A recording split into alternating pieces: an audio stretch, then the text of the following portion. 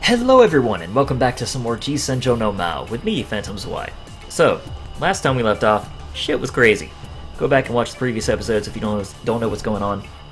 I can't really summarize it here. There's too much going on. So, let's get into it. I'd apparently slept for quite some time.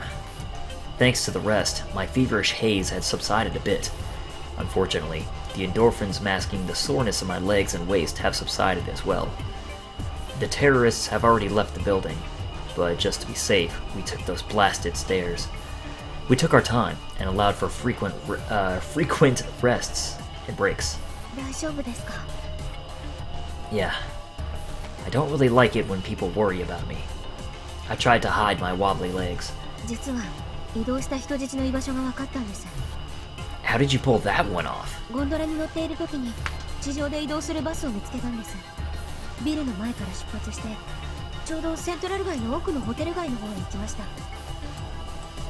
You were able to follow it from up there?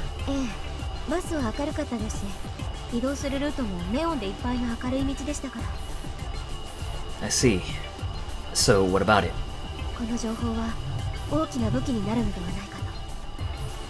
I nodded after a second of confusion. Yeah, I follow you. If the police know where the hostages are, particularly Imagawa, they can stop waiting and break the blockade. After considering our options for a moment, I spoke up. Let's get closer and check it out. Well, at least we would have a solid direction. I say it beats wandering around searching for an exit that we don't even know exists. And I can't lie, backing out after coming this far would leave a real bad taste in my mouth. The animal inside me howled, urging me to slay the one who felled the beast. Supporting each other with our shoulders, Usami and I head for Central Boulevard.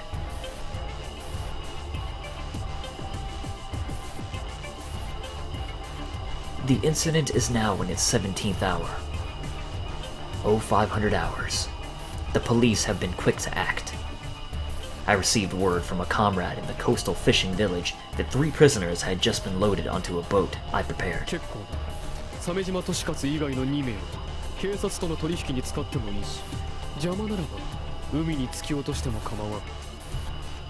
Alright then. My victory has been assured. I'd say that takes care of everything but Kyosuke.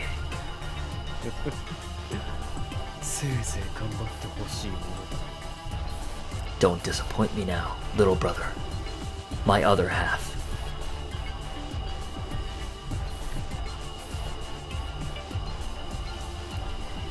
We had just passed one of Eiichi's father's hotels.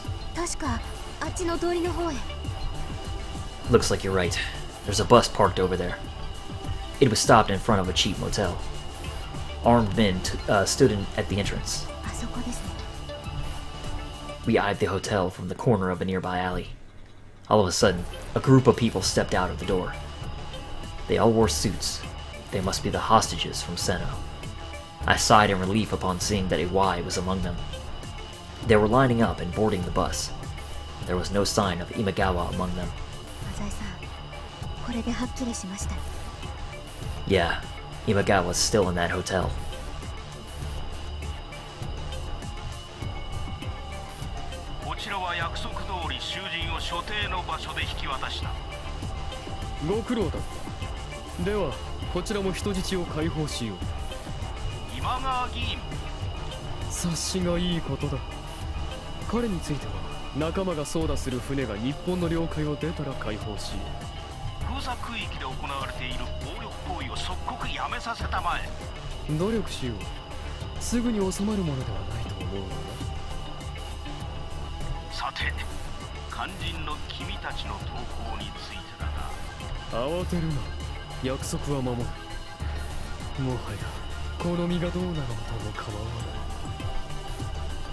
My conversation with Tokita was interrupted by a report from Alan, who had been surveying the area from the roof of the hotel.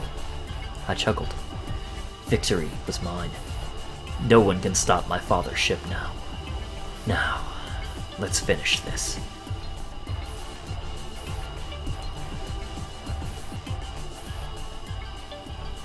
I whispered to Usami. The problem will be getting the police to believe us.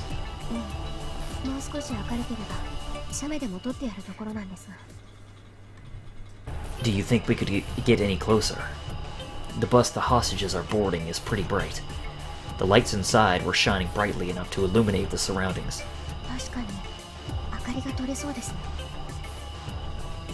How about we pretend to be a pair of riders and casually walk by, then secretly take a picture? Getting a shot with both the hotel entrance and the hostages in frame would be plenty enough to prove our claim. We decided upon a course of action and set out nervously towards the bus. This could go real bad.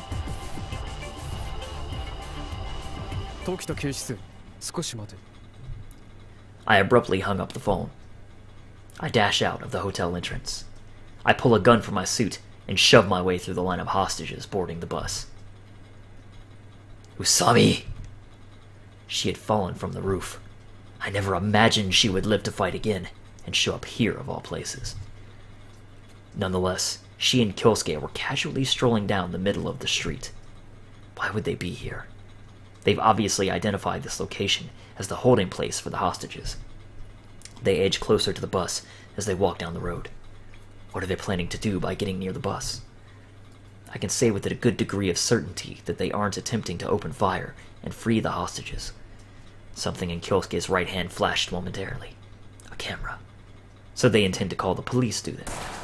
I calmly opened fire. A bullet grazed my cheek. I turned around to the dark figure of Maou. Usami and I dashed off in tandem. My strained muscles screamed in agony. I commanded my body regardless. If I didn't want to die, I had to move. We've got the photograph we need. All we have to do is get away, and we're home free. The sound of gunshots blared out once again. My survival instinct took over. I turned around and fired off a shot of my own as I ran. I didn't manage to hit Maou, of course, and all I managed was a wrist wrenched by the recoil. It seemed to slow him down for a moment at least. We ran into a narrow alley. I followed the sound of gunfire into a narrow alley. Usami and Kyosuke had escaped into a blind alley, yet they were nowhere to be seen. 3 doors littered the alley's right wall, each appearing to be the rear entrance to a pub or similar joint. The left wall had a single door. It looked to belong to a storage room of some sort. Now, where have they run off to? It's got to be one of the doors on the right. If they'd chosen the left door, they would have ended up trapped and cornered. Pubs have front entrances after all. Storage rooms are dead ends. The only unknown here is which of the 3 is the correct door. My best bet is probably the door closest to the alley entrance. If one is running in a panic, one wouldn't have the luxury of choosing one of the farther doors. I reached for the doorknob of the first door. It was locked. Did they lock it from the inside, or was it locked to begin with? Wait a minute. I noticed something peculiar about the farthest door. The keyhole had been shot through. I'd heard a gunshot before arriving at this alley. This must be the one. I pushed the door open. I ducked and held my weapon at the ready, just in case they were planning an ambush. They're not here. It was just a dark pub. Was I wrong? The chairs were in disarray, and the tableware had been cracked and broken. I screwed up. The interior was too disheveled to be the work of 2 people in the middle of a frantic escape. The lock had probably been shot through by a few riding children looking for a good time. I'd say that means the gunshot I heard was a diversion. Just then, I saw something move out of the corner of my eye. The door on the left-hand side of the alley, the one leading to the storage room, slowly opened. The muzzle of a gun slowly pointed in my direction. I immediately went prone to avoid the bullet. As the bullet ricocheted off the floor with a high-pitched clang, I took out my transceiver and called for backup. The devil must be on Usami and Kyosuke's side today. It's been fun, but my will is unshakable. Even if you call the police at this point, you will accomplish nothing. I gave Alan the word.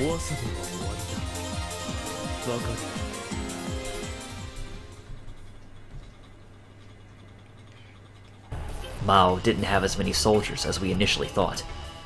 We managed to shake off our pursuers and reach the center of Central Boulevard. Usami panted heavily. I'm fine. Though I feel live? I think that means... I think they meant to put like, rather. I feel like I've used an entire life's worth of energy in one day. My legs feel like 2x4s. Seeing as they felt the need to chase us, I guess that nails it. The hostages are in there.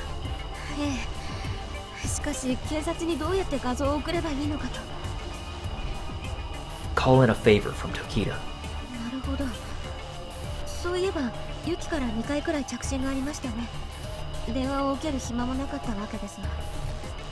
She's the daughter of a police big shot, isn't she?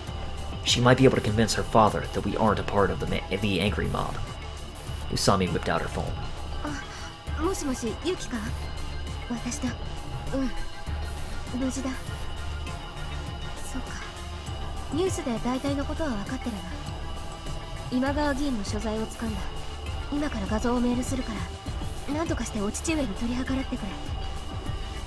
Still, would the police force even accept a personal call during negotiations? Well, I guess if she lets them know it's an emergency pertaining to the case, the police wouldn't pass up on information concerning Representative Imagawa's whereabouts. I guess all we can do now is trust Tokita.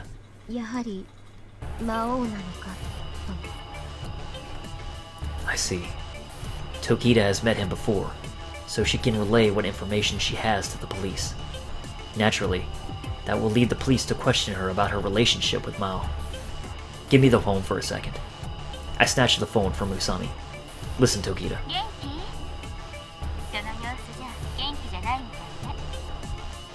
I didn't have time for sarcastic small talk.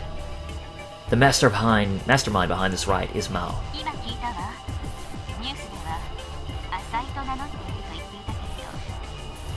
Really now? Anyway, we were just attacked by the man himself a minute ago. Maou is definitely the one behind this.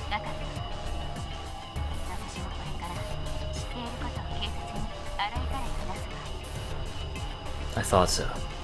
Don't forget the money. You better not spout anything about the school hostage incident. Tokita responded after some hesitation.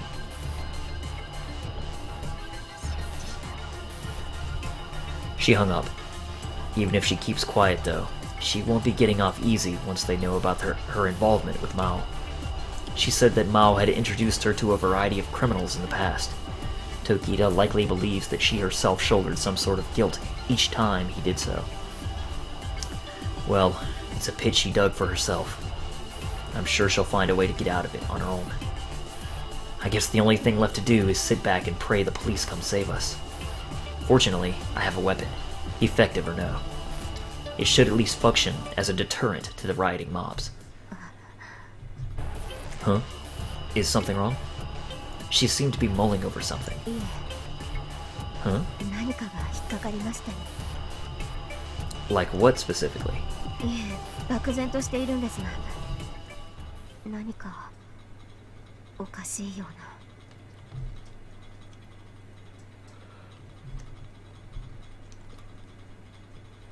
After a dozen or so minutes, I resumed my negotiations with the police. Mr. Tokita's previously fluent speech suddenly stumbled.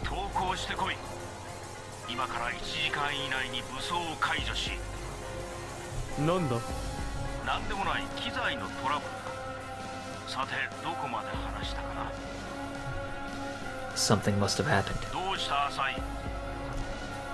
The image Kyosuke took must have reached the task force. It's only a matter of time before their special assault team comes charging in.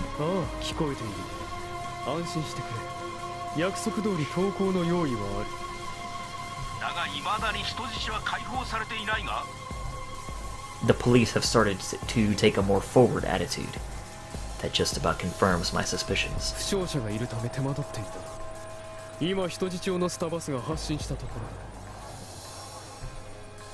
I've won regardless.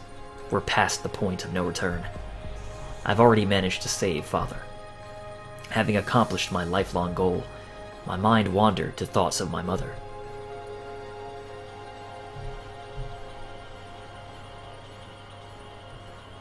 After waiting for 10, 20 minutes, there was still no sign of an upcoming police raid.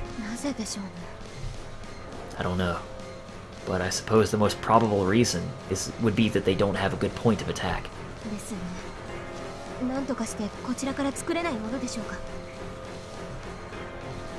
Usami's eyes told me that she was serious. It couldn't hurt to give it a shot, at least. The fighting spirit I'd cultivated over the past couple of days revived once again. As we've just seen, the number of professional soldiers is overwhelmingly few in comparison to the rioting mobs. There must be a weak point in the blockade somewhere. If we could just move one of the trucks blocking the roads. Hey Usami, do you have Haribe's cell number?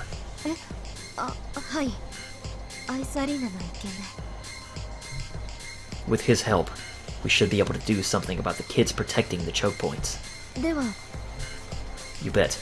If the police aren't going to blow this blockade, then we'll just have to do it for them and invite them in. I won't let you have your way, Maou. I can understand my brother's sorrow. I failed to protect Mom, so maybe I don't have the right to criticize Samijima Kyohei. However, Maou tried to kill Usami. He toyed with her on multiple occasions. Wouldn't you say that's plenty enough cause for retribution, brother?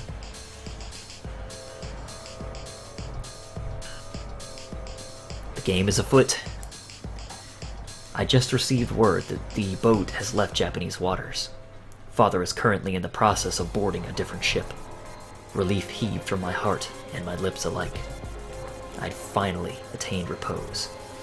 It was a long time in coming. I shed a few uncharacteristic tears. Even the devastation permeating the streets overwhelmed me with emotion. This is the last time that I'll ever see scenery like this. The phone rang incessantly, informing me of Superintendent Dokita's call. I lifted the phone to my ear. Leaving that simple statement, I calmly ended the phone call. I bade farewell to the comrades I had asked to assist me in painting this portrait of hell. Granted, most of them merely joined up for the pay. And now, I am alone.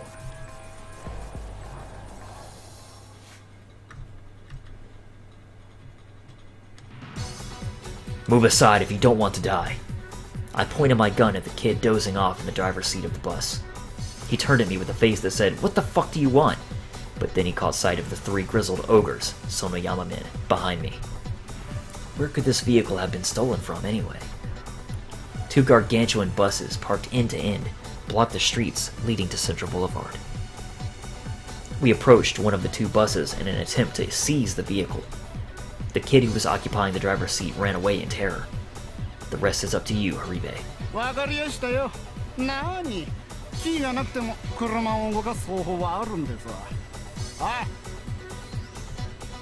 Haribe produced a screwdriver and issued an order to one of the men. I left them to their own, deciding not to be privy to the method of Grand Theft Auto. This method. What's up? She seemed to have something on her mind. They must have heard the commotion. More boys started to show up one by one. One of the Yakuza guys fired a few warning shots through the window with his submachine gun. "You need to open your eyes," I shouted as loud as I could. "The police will be here soon. It's all over for us." A murmur ran along the crowd of boys. They might be worn down from all this. They were likely afraid now that they'd come to their senses and witnessed the immeasurable destruction they'd caused. I decided to capitalize on that fear. "The police have found where the hostages are being held. They're going to come charging in here any minute. I'll wake them from their foolish dream of creating a nation just for kids. We were being used. Throw down your weapons. If you don't, you'll be killed by the police." More submachine gun fire. More than 50 people had gathered now. Someone among them shouted, "Yeah, he's right." It sounded somewhat familiar. Perhaps it belonged to Hashimoto. Or perhaps I merely wanted to believe that. The murmurs accelerated into chaos. The crowd had already exceeded 100. It no longer consisted solely of young boys. The middle-aged and elderly had joined them out here. Looks like there were more survivors than I thought. Luckily, not a single member of the rumbling herd was attempting to cause harm upon another. The rioters were preoccupied with thoughts about saving their own necks. I hear the bus engine fire up behind me. There's no need to stir the crowd any further. The bus scrapes against a building wall as it heads slowly forward. The blockade is breaking. The Soniyama men driving the bus blared the horn as he drove into the crowd of people. They were no longer a violent mob. It was every man for himself as they rushed towards the outside world. Now's our chance. Help! If we don't want to be caught by the police, we need to get the hell out of here! Screams and yells weaved together in the pandemonium. A nearby police squad shouted orders via megaphone in an attempt to quell the rushing human tide. Stop! Remain calm! It was futile. The crowd continued their advance like a tsunami. The riot police, equipped with I've never known how to pronounce that word. Duraluminum shields, seemed to be at a loss for how to handle the incoming crowd. I guess since they were neither rioters nor protesters, they weren't sure how to deal with them. The group of refugees included people of all sorts, from young boys to the elderly. Businessmen, yakuza, foreigners, students, a large variety of people had been trapped in Central Boulevard up until now, after all. Among them were men covered in blood, and women barely covering themselves with their tattered clothes. Now that the kids had disarmed themselves, there was no distinguishing between civilians and rioters. The officers decided to just take on everyone regardless, but in the end, they were swallowed up in the mob. They frantically requested backup. Another police group appeared shortly thereafter, pushing itself through the waves of people. There seemed to be about 20 of them. Their uniforms and equipment were clearly different from the first group of officers. They wore guns at their sides. They were likely a special assault team or something. The group entered a formation and tore through the crowd.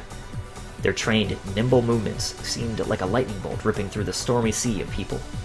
They paid us absolutely no heed as they made their way to the end of the street in a flash. They seemed to be headed for the cheap motel Usami and I had snapped a picture of. This should spell the end for Maou. I could hear her very well, or couldn't hear her very well, over the incessant tumult. The phone? For me? Who would want to talk to me in this situation? I made my way out of the crowd. Who is it?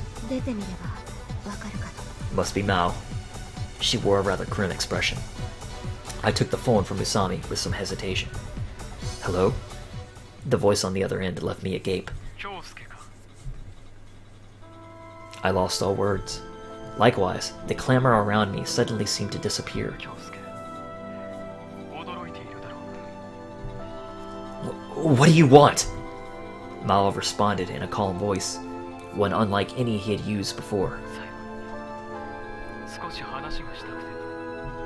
Huh? I felt a lump forming in my throat.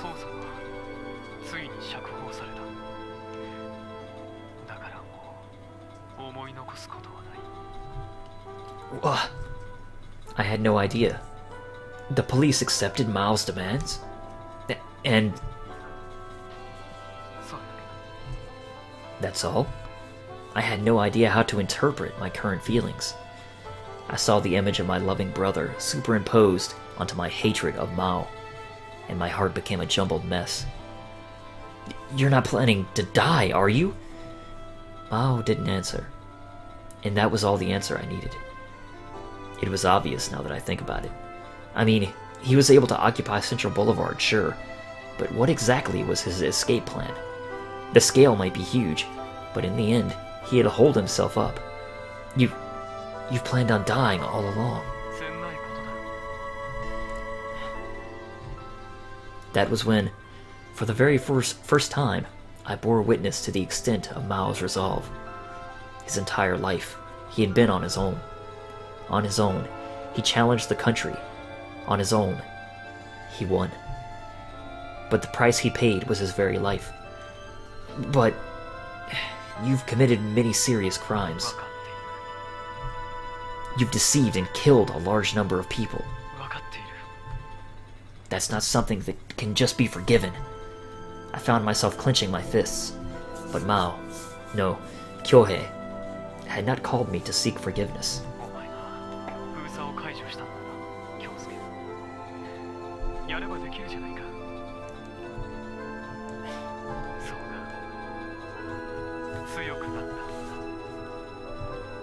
My chest burned.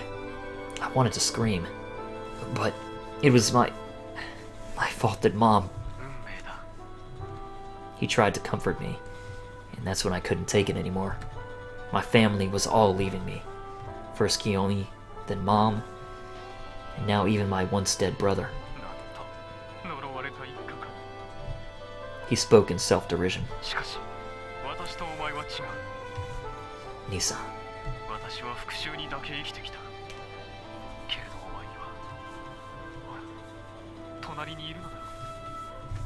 Usami.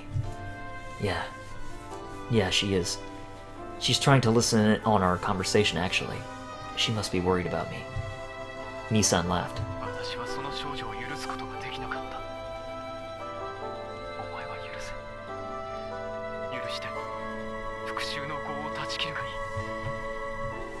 I no longer had any clue of what to say. We just spent the time in silence. Snowflakes were dancing in the wind. At that moment, the dark night sky was overcome with a red glow. Puffs of dark smoke rose up into the air, and throngs of people came running from the same direction. I could hear the police screaming into their walkie-talkies. I could barely make out a couple of words among them. Motel. Bomb. I stood aghast with the cell phone still up to my ear. I just wanted to forget everything.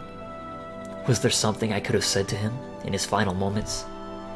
To everyone else, he was the nefarious Maou, but to me, he was still my one and only brother.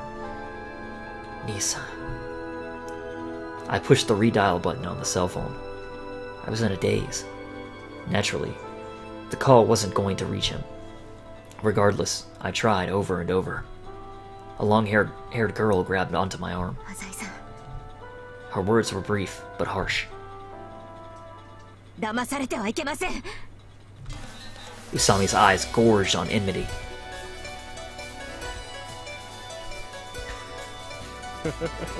Oh man. Well, time to make my escape. I came to the roadblock that Kyosuke had been kind enough to clear. Blending in among the crowd, I made my way to the exit. Me, die? You've got to be kidding. Why would I bother with such a thing when I can finally be with my father again? The hero's entourage does great work. They led the assault team right to the motel, just as I had predicted. I armed a large payload of explosives inside. It was rigged to detonate at the exact moment the attack team opened the door to Imagawa's holding room. The only thing the police will find are burnt corpses. The remains of terrorists, all dressed in military garb and equipped with weapons. Having accomplished their goal, the extremists gave up at the presence of the assault team and went out with a suicide bombing. It's a lovely scenario. Of course, they're not actually our corpses. Yes, they belong to the Sano employees. That's why we went out of our way to take an equal number of male hostages to our own members, and why we killed off the women first. We did have them get on the bus, but soon after had them come right back inside. It was fortunate that Kyosuke caught the exact moment they were boarding the bus in his photograph. It'll take time to analyze their corpses and determine whether or not they truly belong to us. By the time the autopsy reports in, we'll be long gone from this accursed country. No one among the rioters knows my face. The only ones in the area that do are Usami and Kyosuke. And if I stick within this crowd of people, I can easily shake off the police outside. I should thank you, hero. Yes, I played around with you for the sake of this very moment.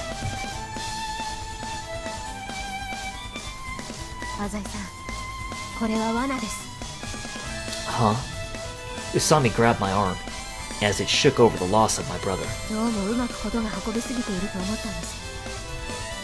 What do you mean?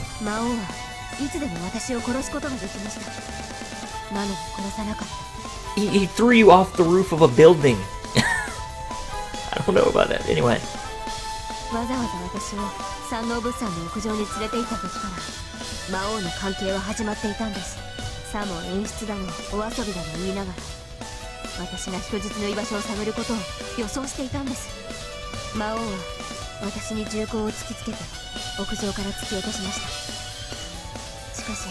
Oh, okay. Now I follow her.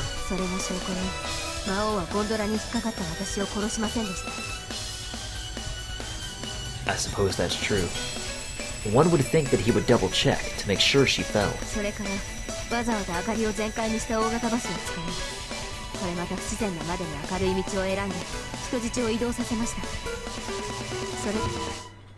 That's right. That sounds way too convenient to be true. Excuse me. So you were being used.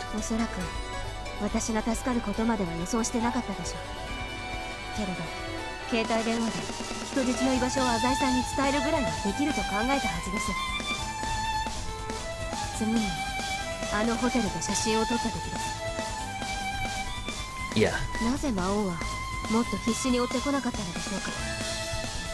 I couldn't think of a response.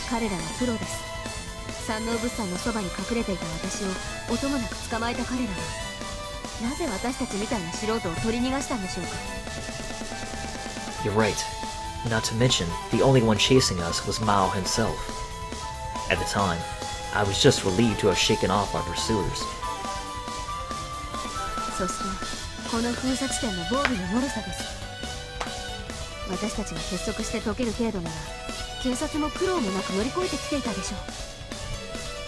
So, we were used in order to invite the police inside? Usami nodded.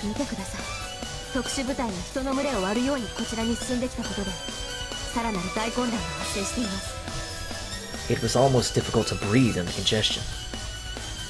In every direction, wherever you looked, people, people, people.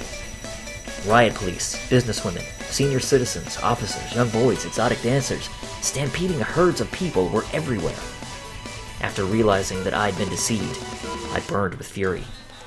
It's the perfect opportunity for Mao's escape.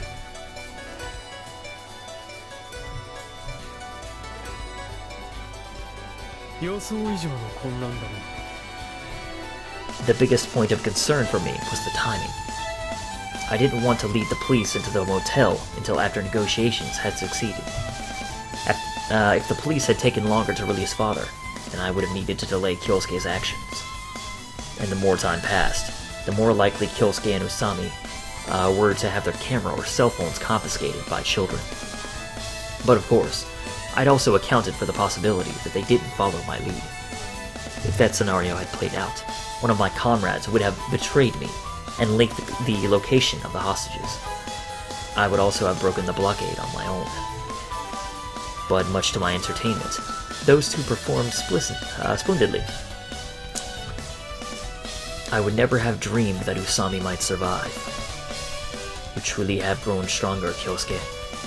And the excessive sentimentality that no doubt led you to save her has always been one of your charms ever since you were a boy. I wonder if you're crying for me now. Just as I approach the exit, I hear a shout from behind me. Maou! They were clearly calling for me. I turned around, and there, standing just behind a lady of the night, was Usami! She realized what I was up to? If you stepped back and thought about things calmly and logically with a detached eye, you would find some suspicious points, yes.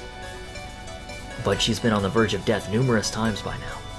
Are you telling me she saw through my plan, despite being in a death trap for damn near 24 hours? I suppose I must admit I did. I had a little too much fun with Usami. She managed to grow into a hero that surpassed even my own expectations. Shit! Usami's long hair grabbed the attention of the cops, and, at her heeding, they turned their fangs against me. You there! Don't move! Police cars rushed towards me. The riot police held up their shields in an attempt to block my way forward. Did I lose sight of the big picture by adhering too tightly to my plans? Rather than continue towards the exit, I doubled back and searched for another means of escape. I pushed aside the people in the crowd and shot anyone who got in my way. I heard a scream. The police held up their guns and shouted something. Paying no heed to any of it, I came upon the bus that had been blocking the road. The door at the front was open. White smoke was puffing out of the exhaust pipe. The engine had been left running. After climbing up the step onto the bus, I turned around and fired randomly behind me. I ducked into the bus and shot out the window. I hit one of the officers that had been pursuing me in the process. I took steady aim with my gun. The scene spiraled down to hell. Maou was starting a shootout from inside the bus. Bullets crisscrossed and people collapsed onto the ground. Corpses piled up in the crossfire, with people literally falling onto the recently dead. Usami latched onto me with bloodshot eyes. What the hell? Calm down! She was overtaken by frenzy. She shouted through a pool of sweat and tears. Don't get any stupid ideas. Yeah, I do. He tried to trick me from beginning to end. But there's nothing you can do in this situation. The police have already gotten near the bus. They have him cornered and have shot out the tires. But I don't think that bus will be going anywhere regardless. The road was littered with people, like an orgy from hell. She must have been possessed by the vengeful spirits of the dead. Usami was unrelenting in her advance. Usami, stop! She was getting too close to the bus. Maou started moving forward towards our side of the bus, the rear. The terrorist's silhouette was visible in the emergency exit. Run! You idiot! The police were unable to shoot out of fear of hitting us. Looks like they were having trouble getting a complete encirclement of the bus, thanks to the surrounding bedlam.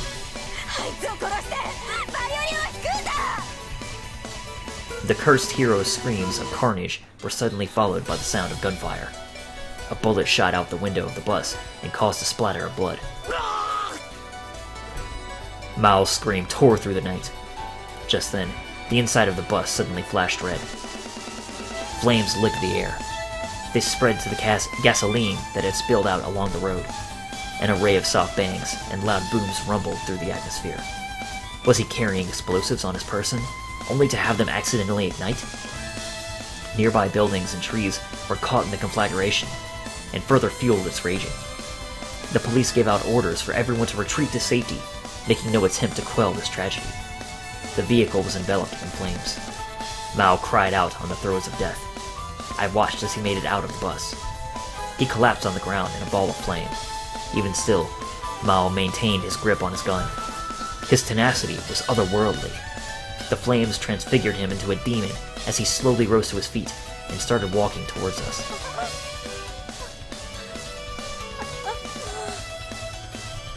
However, he didn't make but a few steps before sinking to the ground.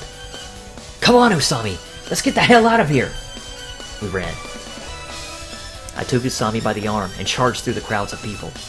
We were surrounded by a menagerie of voices. Officers' shouts, women's screams, explosions, earth shaking, stampeding footsteps, the sirens of fire engines. As we were passing a police car, I overheard them say something over the radio. We've confirmed the death of the suspect. I have no idea how far we ran. I held Usami in my arms, stroking her hair. She just sobbed into my chest the entire time. I'm sorry. I'm so sorry, she apologized, regretting her own brutality. It's okay now, Usami. I was hit by a wave of exhaustion. It's over now. It's all over, Haru. Usami stood agape, like a princess whose evil curse had suddenly been lifted. Yeah. Come on, smile or something. We're safe now, you know? However, her expression showed no sign of brightening. She burst out in a wail, making no effort to wipe her tears. The snow on her eyelids accentuated this portrait of sorrow. Come on, Haru. Let's go. I brought her more strongly into my embrace, and took on all her tears.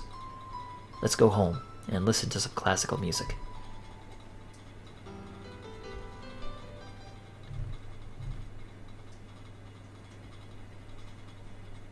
Alright.